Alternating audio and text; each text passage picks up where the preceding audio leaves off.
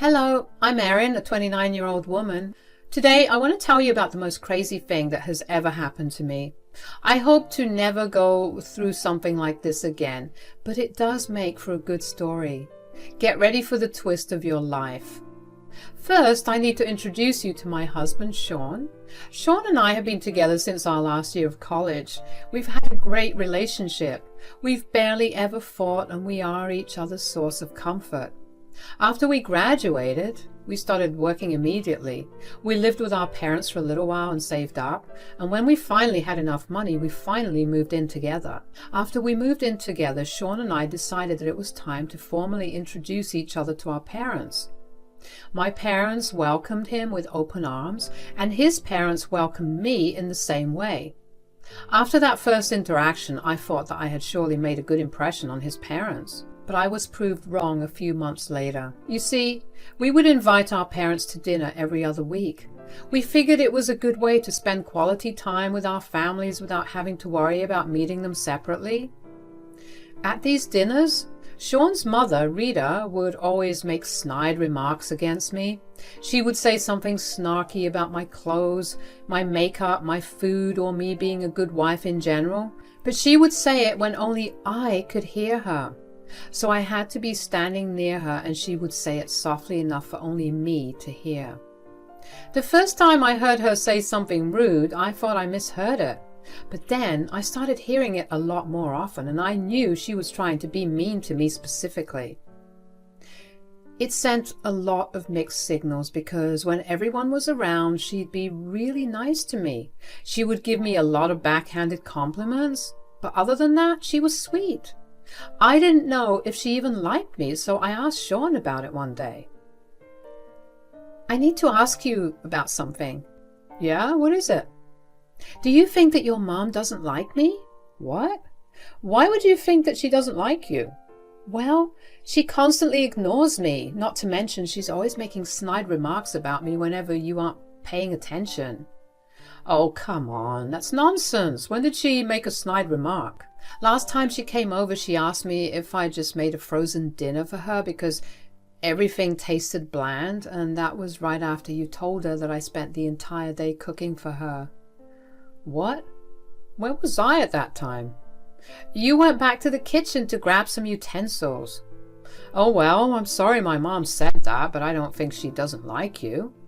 Why do you think that it doesn't mean that she doesn't like me? I mean, that's not any way you treat someone you actually like.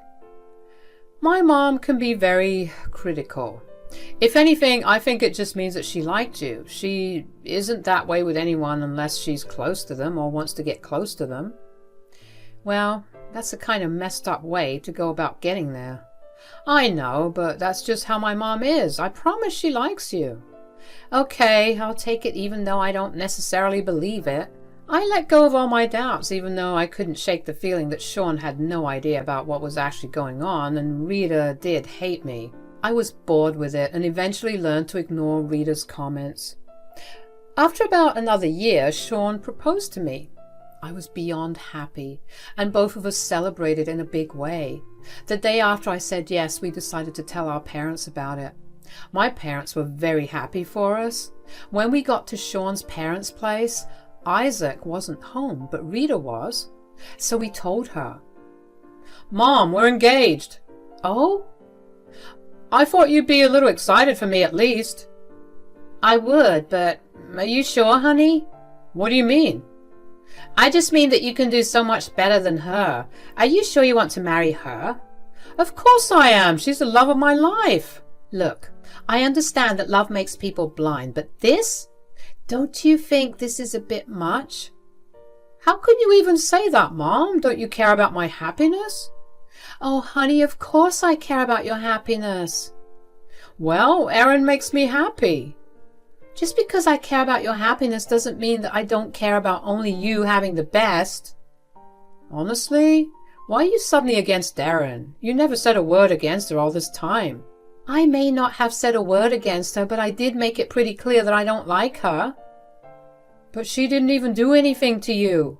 Sure, but she's ugly.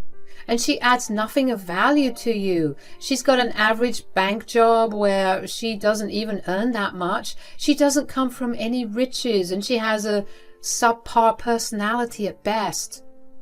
You want me to only run after women with money like a gold digger?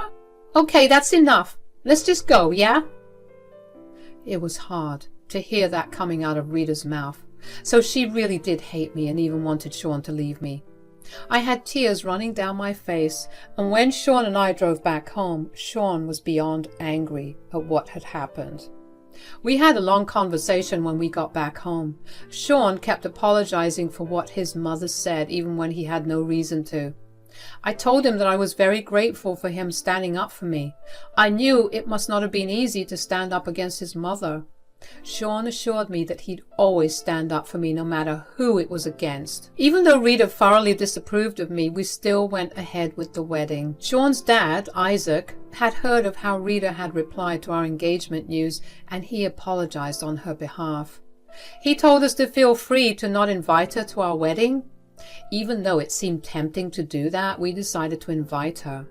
Other than it being the right thing to do, I felt a certain pleasure at the thought of how Rita would feel when she would watch me walk down the aisle to Sean at the altar, where we would be pronounced husband and wife.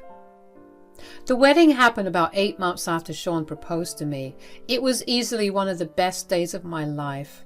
It was an emotional roller coaster, but in the best way possible. The ceremony was emotional, but the reception was lively. While the entire thing went off smoothly, Rita almost ruined it by drinking too much. She got really drunk and took to the stage where she began to rant about me not being perfect for her son, and that if she could object to the wedding, she would have. We managed to get her off the stage, and Isaac took her home. The party resumed like normal, and during their toasts, our bridesmaids and groomsmen made it a point to list out just why I was good for Sean, something that made me cry with happiness. The next day, though, Sean and I went over to Rita's place. She did not seem remorseful for what she did and doubled down on what she had said the night before.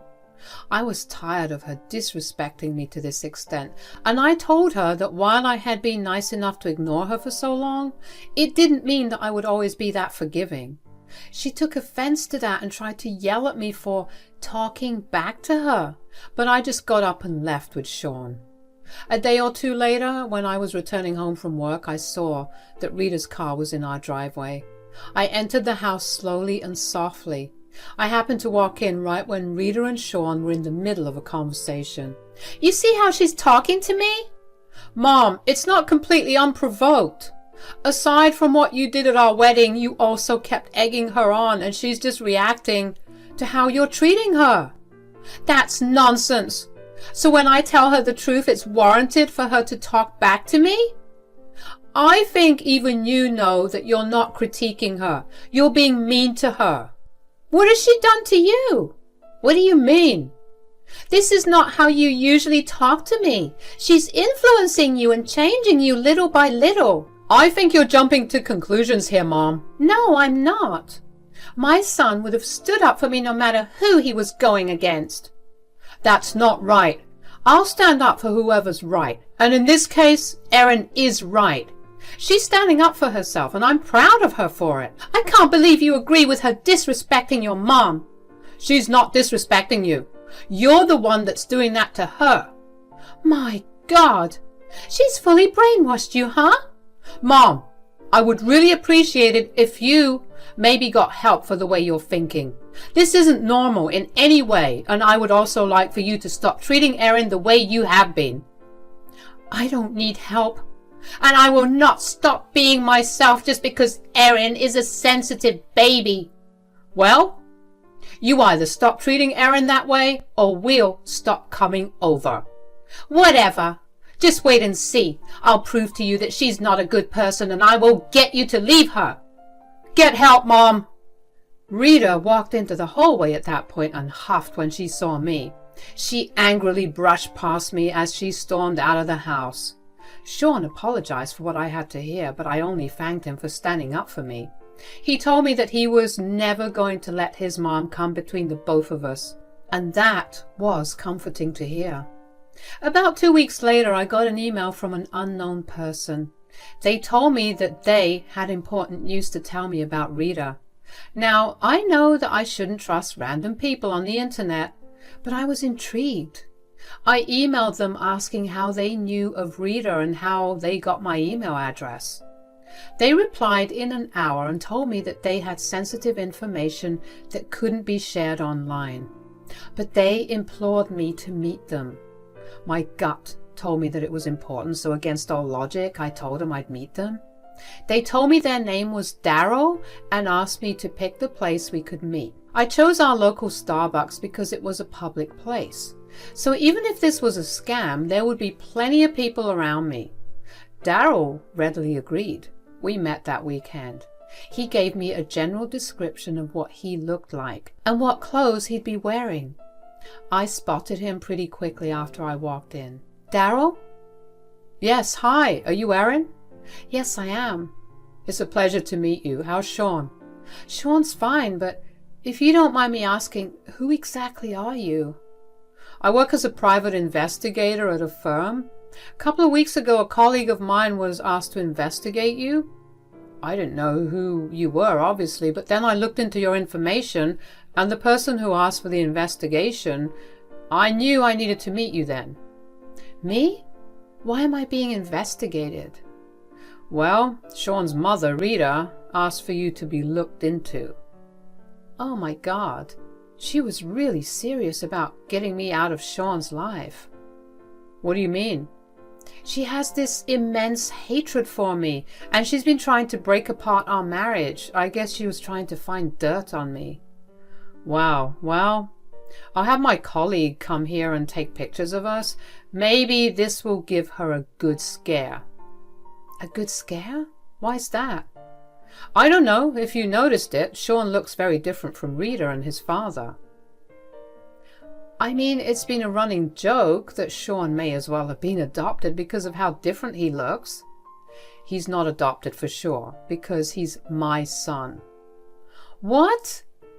Rita and I had a brief affair when I was 19. Her husband had gone on a work trip and she was lonely. How did you even know her? She was my neighbor.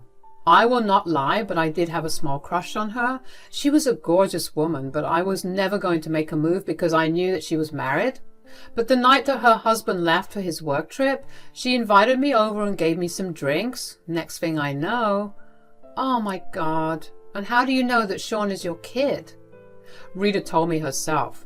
She said that the timeline matched up with me. I didn't believe it, so we got a DNA test done after Sean was born. I still have the test result with me. Oh wow. I don't know how to deal with all this. Why did you never come forward with this? I was too scared. I was only a teenager. Plus Rita hired a PI on me and caught me doing something I shouldn't have been doing, especially as a minor. She told me to keep my mouth shut and never interfere in their lives again, so I did. But I guess she got too paranoid and she anonymously emailed my university with the evidence. I got thrown out of university and I wasn't able to get admission anywhere else. I got disowned from my family. Life has been rough ever since. I was only lucky to be able to get to where I am today. Oh my God, that's horrible. I'm so sorry she did that to you. I want to say that I got over it, but seeing her name just made all the anger I had against her come crashing back. I just want to get back at Rita for practically ruining my life. I can't imagine what it's like to have her as a mother-in-law, but the way she's hired someone to tail you makes me think that you wouldn't mind getting even either. You're right. Let's get back at her. I watched as Daryl called up his colleague. Daryl instructed him to take a picture of us outside the cafe. Daryl then told me more about his life and how he ended up homeless and had no place to turn to. How he worked as an informant for the police to earn some money because he was always living in shady areas where discreet crimes were committed.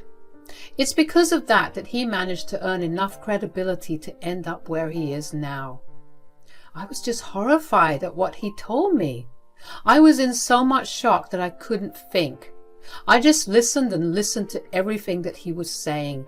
I couldn't imagine how Rita would keep something so big for so long from her family that she was, oh, so protective of. Was this why? Was she worried that some outsider would come in and ruin her perfectly crafted lies?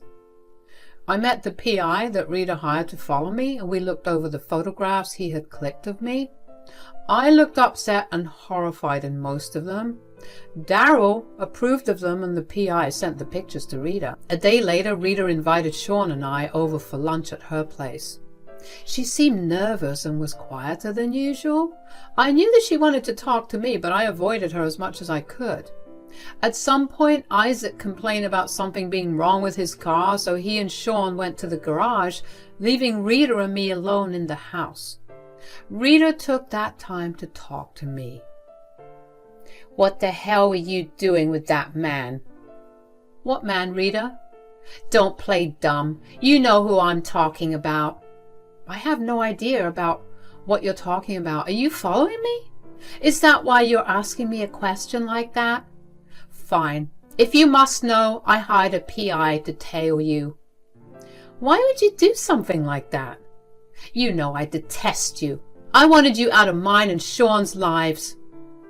"If I'd have known you'd get in cahoots with that man, I would have gotten rid of you sooner." "Did you get any actual dirt on me? What kind of dirt were you even expecting to get on me?" "I didn't get any dirt on you, but I was expecting to get proof of you talking crap about Sean at worst, and you cheating on him at best. Instead, I got the shock of my life." "Wow.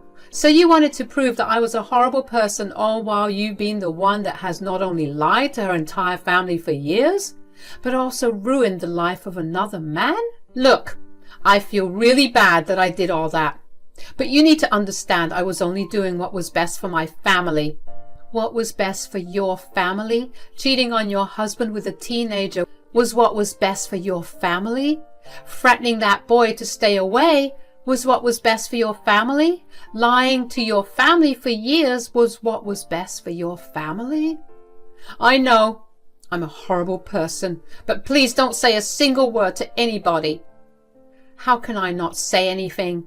They deserve to know, especially Sean, and this will serve as Daryl's justice as well. You ruined his life." "Please, please don't say anything. I'm begging you. I promise I'll leave you alone and I'll be nice to you." Right then, Sean and Isaac walked in. Sean overheard what Rita had said and asked what was going on. Rita pleaded with me with her eyes, but I simply could not keep such a big and world-shattering piece of information to myself. Sean and Isaac mattered a lot to me, and they deserved to know about the truth. So I told them everything, from Rita hiring a PI to follow me, to the anonymous email I received from Daryl, to what Daryl revealed to me. I had a copy of the DNA test sent to me from Daryl, which I showed to Isaac and Sean. Rita paled as I revealed more and more information.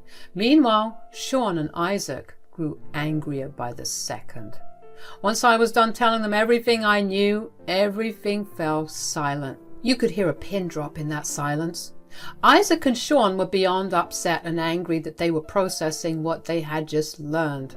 Rita was shaking with worry and anxiety, and she decided to be the one to break the silence. "Sean, Isaac, I'm really sorry." "Sorry? You think sorry will solve this?"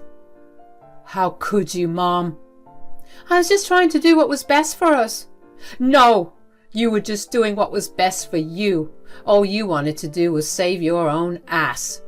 "Sean, don't you dare speak to me that way. I may have messed up, but I'm still your mother." "He gets to speak to you however he wants. He's right. You ruined another man's life for this lie of yours." "Why does that matter? I kept both of you happy for years." "All of that was a lie. Why are you not getting that?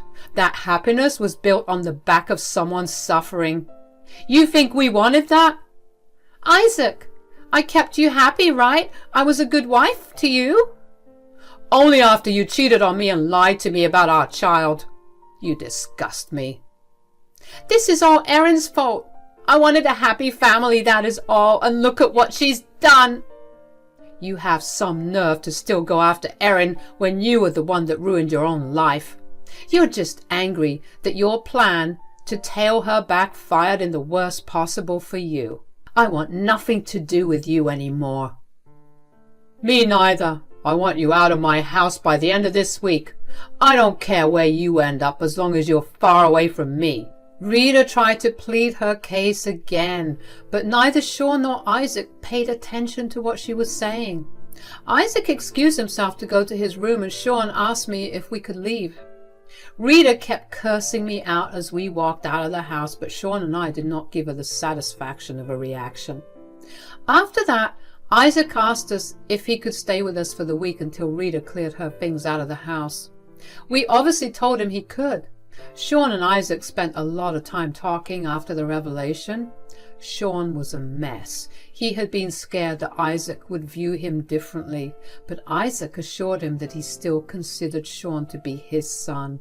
He told him that blood was not what defined family. Sean felt significantly better after that. Isaac got busy with the divorce after. Rita contested the divorce and fought for every little thing in an attempt to be petty. Isaac struggled during these months. I was angry that Rita still hadn't learned her lesson. She was still out to try and ruin someone's life. As if it wasn't enough that she had lied to Isaac since the start, she also fought for every single penny.